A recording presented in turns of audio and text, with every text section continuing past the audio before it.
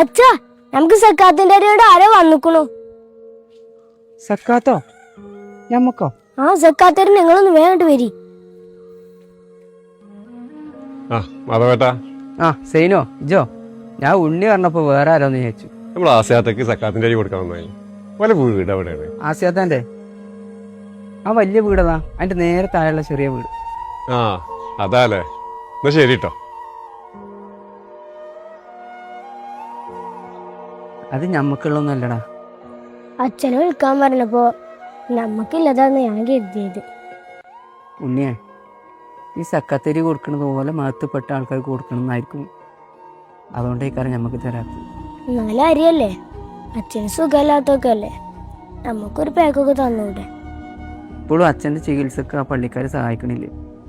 സഹായിക്കാത്ത ആൾക്കാരൊന്നുമല്ല.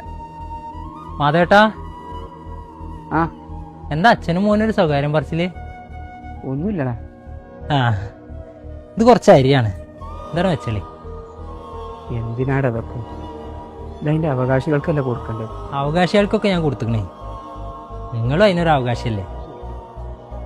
അയൽവാസി പട്ടിണി കിടക്കുന്ന സമയത്ത് വയറ് നിറച്ച് ഭക്ഷണം കഴിക്കണവന് ഞങ്ങളെ മഹത്വപ്പെട്ടവനല്ല എന്നാണ് ഞാൻ പഠിച്ചിരിക്കുന്നത്.